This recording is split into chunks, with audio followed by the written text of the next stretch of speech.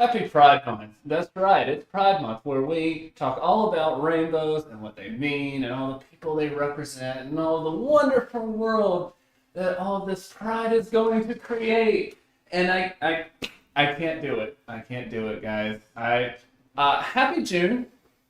Happy June. It's nothing else.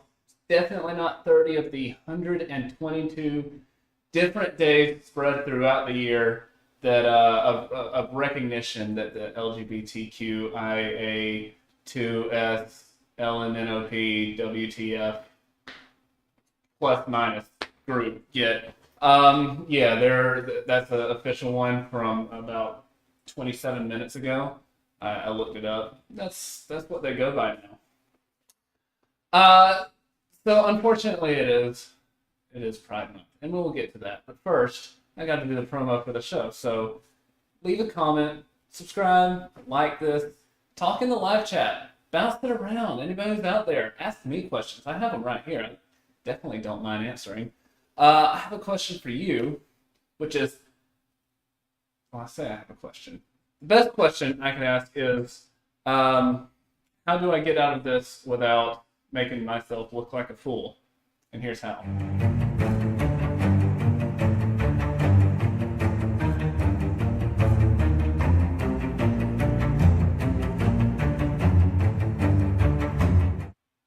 One thing I forgot to say is, hit the bell. It lets you know when I go live. It's great. You can see me every single time. Now, that means someone down the road is probably going to step on a crack and break their mother's back.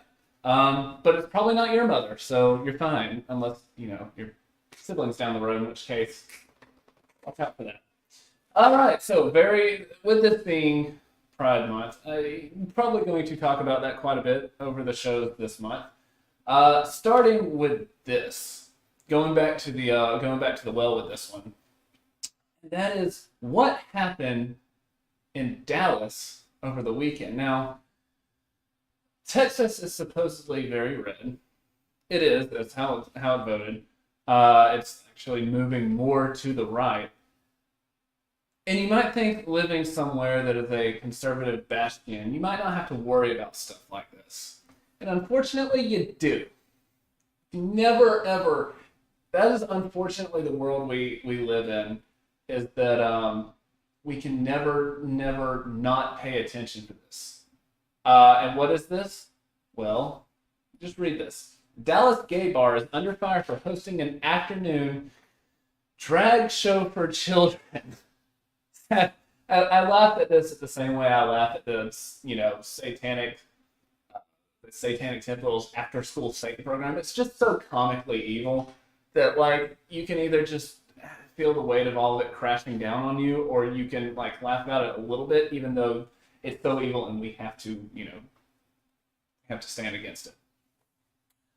Drag show for children Saturday, where kids were invited on stage and tipped performers in front of a neon sign bearing an obscene message. So this was called Drag Your Kids to Pride, which is an amazing name, not for just the absolute evil that it puts out, but also the fact that I saw some videos of kids in there. I did my homework. I'm not going to show them to you.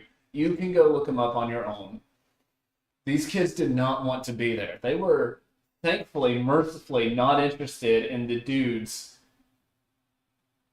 wearing almost nothing in weird makeup dancing around on stage. Yeah. And it's just that I have to say that sentence.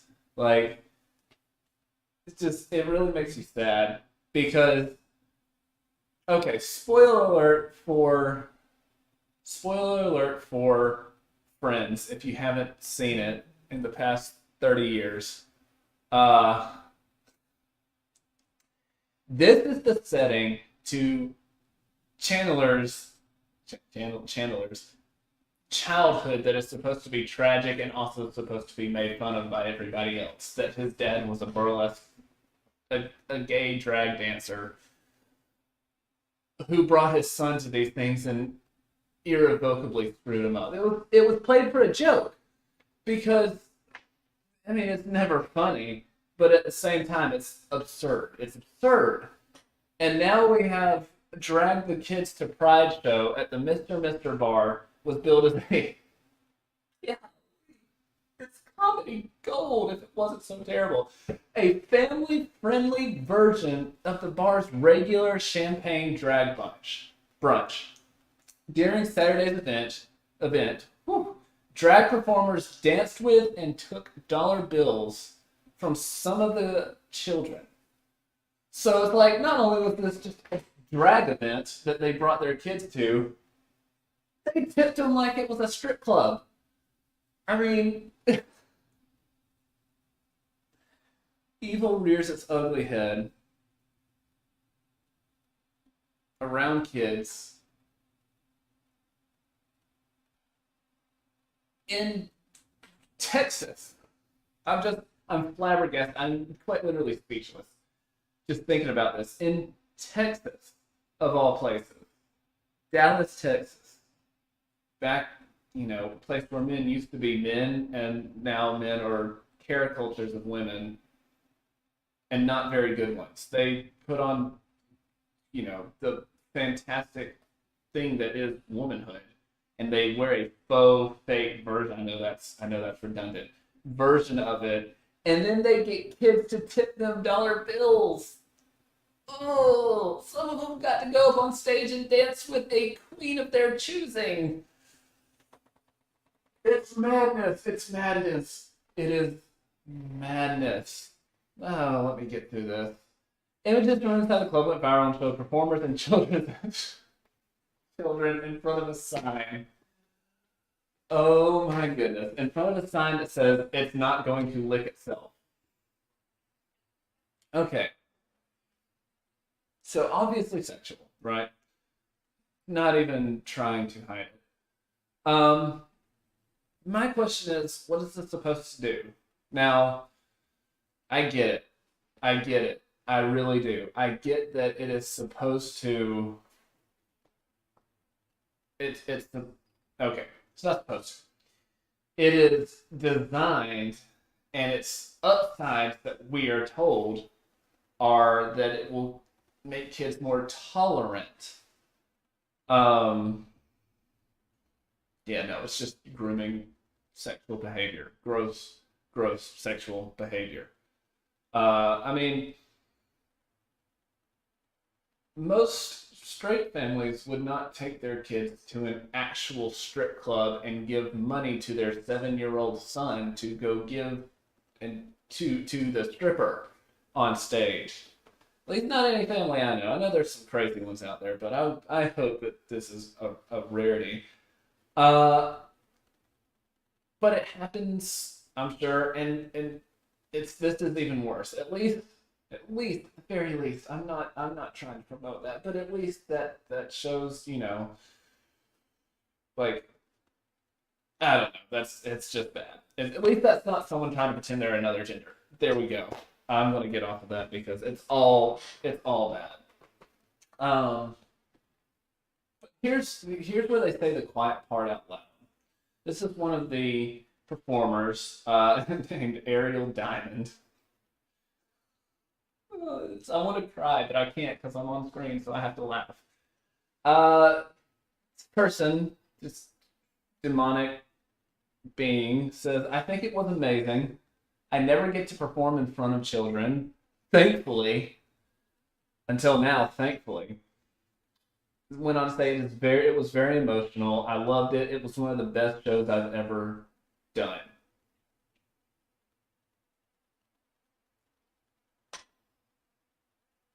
For kids.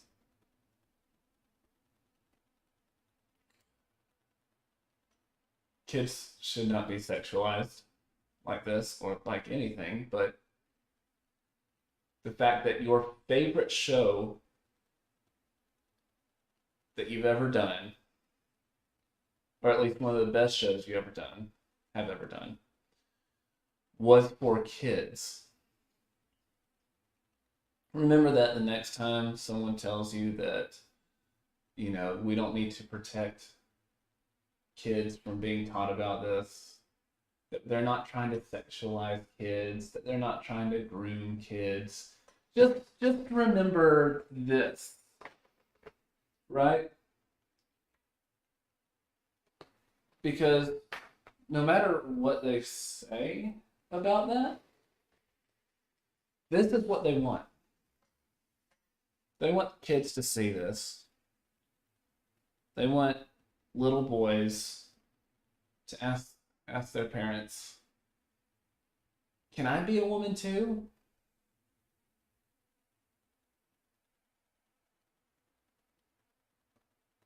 I mean, they want both boys and girls to get caught up in this, but don't think it doesn't have something to do with the fact that they hate little boys, they hate little girls, they hate the true concept of things, and that's what this is.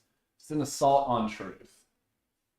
I mean, Texas Republican Brian Crenshaw says it's really deranged. It's also proof that if you're too open-minded, your brain falls out. Clearly, these parents have lost their minds a long time ago. It's true. They've lost the part of the mind that can see truth for what it is, which is real. They've lost the ability to see reality, our shared reality, in a way that lets them live in this world in a normal way. I mean, I imagine all those parents who went there thought this is either a normal or a great thing to be doing. And it's because they've lost any moral foundation. They've lost any sense of actual reality. I mean, if you look at the actual reality, it's people who are into this, who get into the transgender movement, 10 times more likely to try to kill themselves. If you aggregate numbers of people who actually did it and couldn't be asked about it on a survey afterwards, it's probably solid number, solid percentage of these people. And so for the kids here, or for the young people struggling with gender dysphoria, for the people who are just trying to figure out why life is painful, it's a nihilistic view, but try and find out and get swept up on it. I feel bad for them, and I think that we all should. We should not be hating them, but you can not hate them and still speak truth to them. In fact, that is a prerequisite for doing what the Bible has told us to do, is to love people. It's engaging in truth, engaging in reality.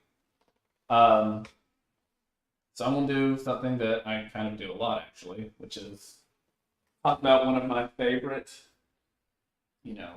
podcasters, bloggers, whatever, what have you, Matt Walsh. Yeah, I talk about him quite often, but his documentary, What Is a Woman, came out on the 1st. In his own words, it was actually supposed to come out earlier. In his own words, it's probably the first movie ever pushed back simply for trolling purposes, because this is, again, Pride Month. But it's actually a very powerful documentary, because he basically goes to all these people who believe in this and asks them very straight up, important questions, but questions they don't have an answer to. And the first half they make themselves look like utter fools, but the second half is it's downright saddening. Talk about what they're doing to these children. I mean, double mastectomies for healthy girls. It's just all this madness that is being swept up. He also, I mean, there is no truth. It's deranged.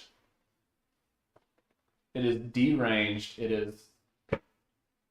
I can't even find the words to really talk about how evil it is. These people who are pushing it, they are proud to push it. But one thing you'll find out when watching it, which you should, is there is no moral standing.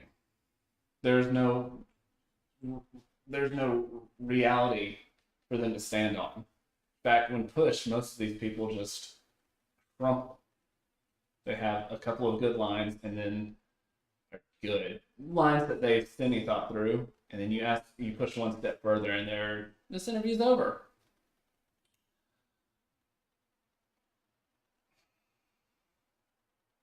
But these people want your children, and if you think you're safe because you live in a conservative area, conservative state, I mean, it's everywhere.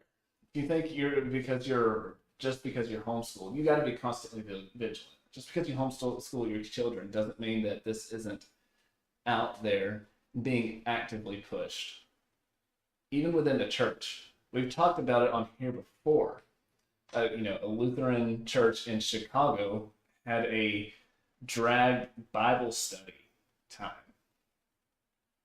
Literally, the pastor invited the children to the pulpit while he was in full drag and talked to them about joy.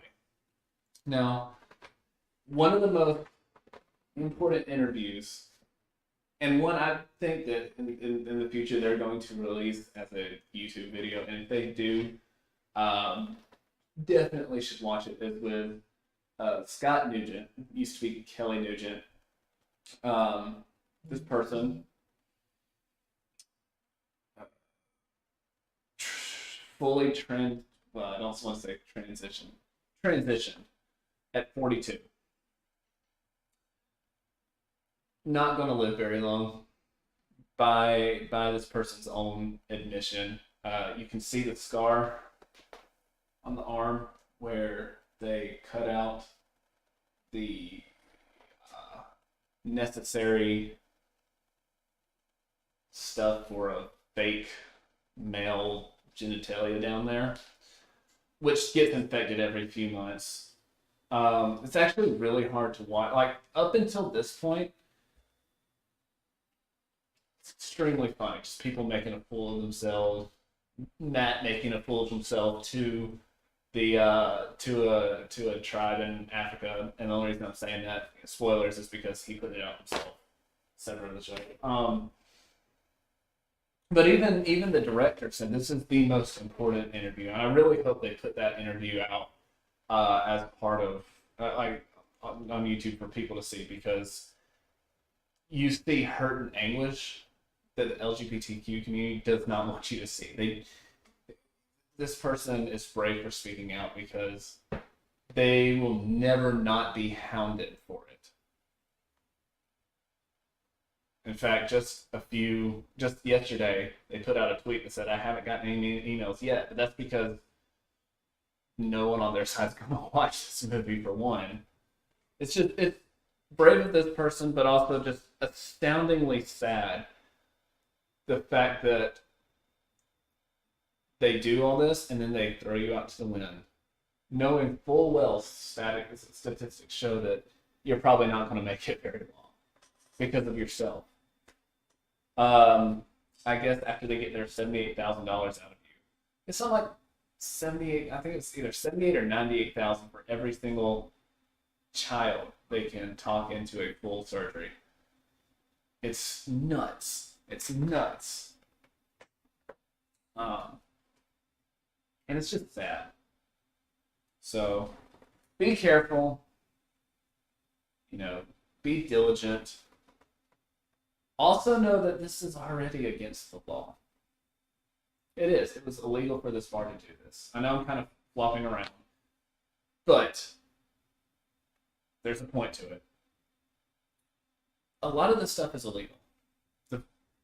Societally, you're not supposed to bring anyone under 21 to a sexual club in Texas. And the law passed last year. Of course, nothing was done. That's what we are up against. Is people who say that they are, what's the buzzword? Victims, that they are marginalized. Literally, they got caught breaking the law, and there's been no repercussions for it. Like, caught by every media company, mainstream or not, uh, everyone knows about this, and yet there's enough proof to convict. All of these parents who brought their kids should be charged with some sort of child endangerment.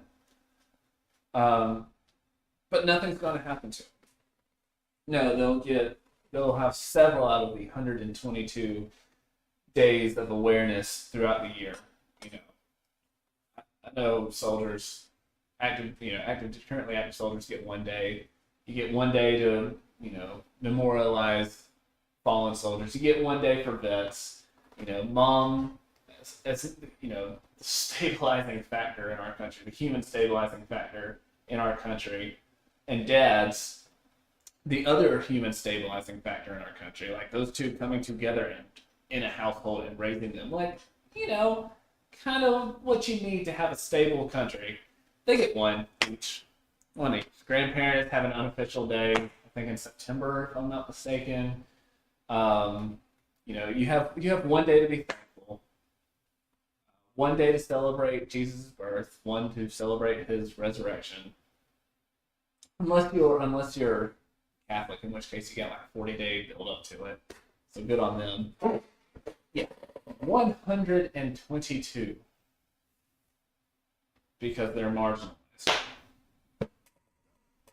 Just remember that this is what you're fighting against, and it is a good fight. We should not give up this fight. In fact, I was talking with friends the other day, and one of them asked me, like, with all the research into this that you do, does it scare you to have kids one day, or the possibility of having kids one day? And I'm like, of course it does. Like, who wouldn't be scared of this? But that shouldn't keep you from living for the future. That shouldn't keep you from wanting to have kids, wanting to build a family. Like, being scared to the point that you want to avoid all that, this is why you should fight. This is the whole overarching thing, why you should fight. But if you're scared to do that, that's a distinctly unchristian attitude. You should stop that right now. Stop that right now. But you do have to fight. I do this, and I want to do much, much more. I'm looking into ways of doing it. But one person, one company, not going to be able to do it. It's going to take lots and lots of people. It's going to take mothers and fathers standing up for their kids' future. It's going to take standing up to the LGBTQ crowd and saying, if you were to keep this in the bedroom, like, it's still not right. But if you were to keep this in the bedroom and not make it a central figure of who you are, like, if you didn't have the kink parades and the pride parades where you literally have naked men doing kinky stuff in front of children, if you didn't have all that, we wouldn't be confronting you. But we have to confront them. We have to confront them, or your children could be next. And that's the sad, sad truth. So, guys, all right, that'll be it for today. I'm really glad that y'all showed up to watch. So important. Probably have a few more stories like this throughout the month, but it should just be motivation to fight for your kids, because this is not the group you want them. This is the group that you warn your kids about. So fight for them. Teach them the right way. And maybe, hopefully, prayerfully, we can reach a lot of these people. And if we can't reach them, then we can at least keep them away from young, inquiring minds. So, all right, guys. Have a great week. Do what you need to do. And do something that'll, make a leftist want to cancel you. Because you're probably doing the right thing. So,